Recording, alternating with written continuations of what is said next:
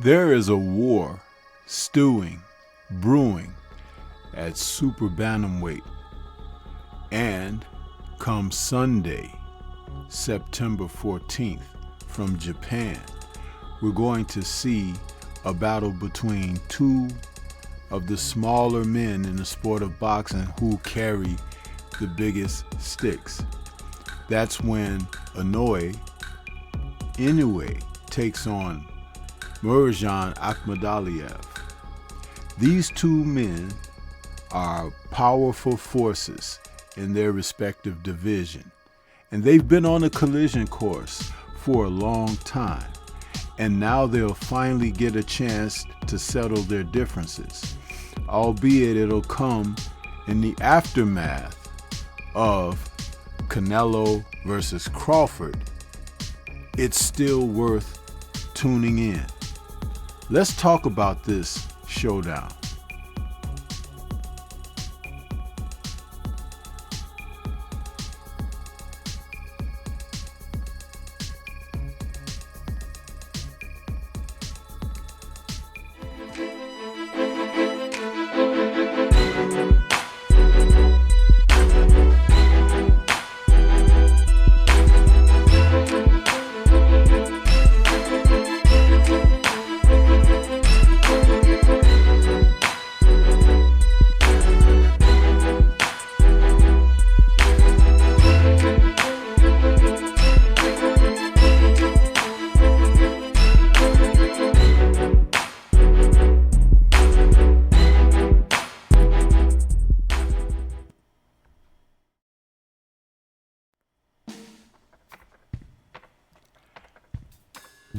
I love a great fight, and something's telling me that the upcoming Super Bantamweight Undisputed showdown between Inoue and Murzhan Akhmadaliev, aka MJ, is gonna fit the bill.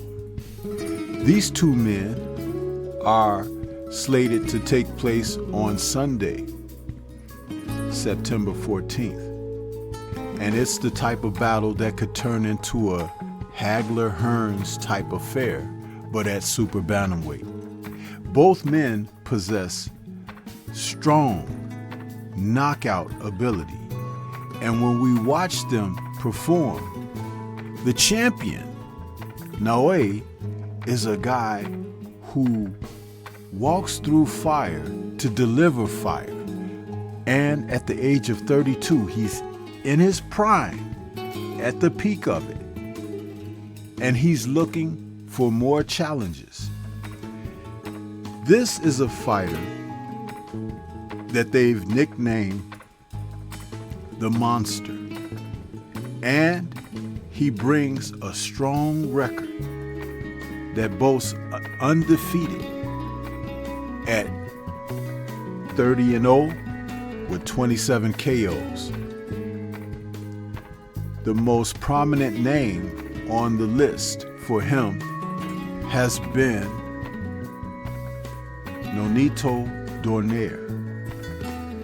When he stopped Nonito Donaire in their rematch, it really certified his claim in the division, but he has had bouts against the likes of Ramon Cardenas, whom he fought in May of 2025, and that was a knockdown, drag-out affair where he was dropped with a left hook to the chin.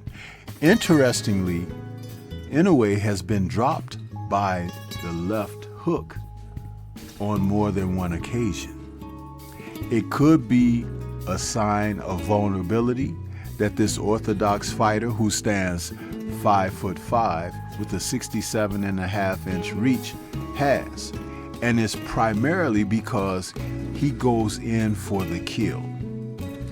And when he does go in for the kill, he leaves himself a little bit vulnerable. So if you're not afraid to punch with the puncher, you can get off. He also has been in, as I said, against the likes of Luis Nery, Marlon Tapales, and Stephen Fulton. all of these have fallen victim to what he's been able to do in the ring, and do it in exciting fashion. There is a reason that he is referred to as the Monster. Now his opponent, Murodjon Akhmadaliev, as I said, aka MJ, is a strong fighter as well. A knockout punching fighter, very strong at the weight. But he has a record that he brings into this match of 14-1 with 11 KOs. Now, they have a common opponent in Marlon Tapales, and Murodjon, back in 2023, April, lost a split decision, to which, when it initially took place, Inoue was like, oh, you couldn't beat Tapales. There's no need for me to fight you. And that's burned MJ's embers ever so dark, because he feels, being a southpaw, 5'5.5" with a 68-inch reach, 30 years of age, that the time is now for him and Inoue to get it on to decide who is truly the man at Super Bantamweight. Now, he is known to get his pound of flesh and get after guys as well, but he doesn't have the number of fights that Monster has. So Murodjon, out of Uzbekistan, is going to have to show something when he gets in there with Inoue. Being a southpaw and his power hand being the left hook may not be available as it is for most orthodox fighters, which Inoue has shown a propensity to get hit with, but his right hook could be something that could catch Inoue off guard if he boxes properly. And he is the type of fighter who likes to hunt his opponents down. And when he does, he closes the gap. He shows a knack for getting in the body punches, and he also shows the ability to hurt people. His strength is really freakish for such a small man.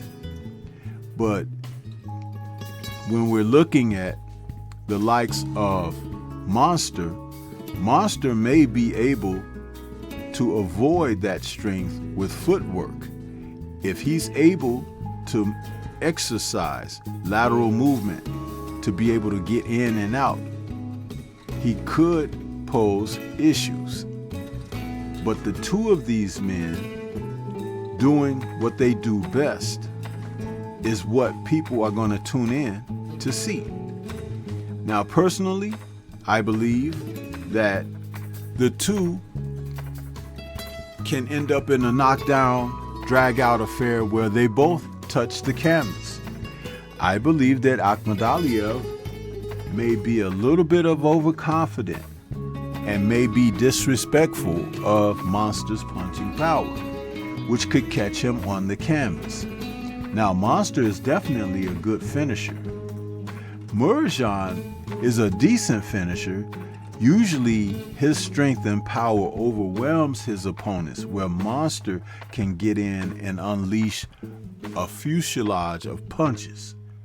And that's where he is the most dangerous with his combinations. Murodjon is more like a guy who will place his shots. So he will have his opportunities when he gets in there against Monster. But one of them is going to have to adjust, meaning like, I just can't go toe-to-toe and wade in. I've got to use my ring smarts. Who will that fighter be? Remains to be seen. Something tells me that Murodjon may be a little bit more reckless than Monster Inoue. Inoue can be more calculated, and because he's been dropped but not stopped, he may exercise caution and look to pick his shots. And that's one of the reasons why I give him an advantage. He's signed this deal with Top Rank, and they're going to promote him. And I do believe this is the start of some big things in the future for him. At the end of the day, I could see Monster winning this fight either by a decision or by a stoppage in the middle rounds. I don't believe that this fight will be controversial, but I do believe it should be exciting for as long as it lasts. But what do you think? This is Stormy B-Man. Shout out to the mighty LDBC and Liberated Perspective, a third eye view of the world. For more content such as this, please like, comment, subscribe, and share. Let me know your thoughts about these two bangers coming together Sunday, September 14th from Japan. Do you think that Murujan can pull off the upset? Or will Monster continue to roam? Leave comments and let's discuss further. Peace to everyone out there, and everyone please remain safe.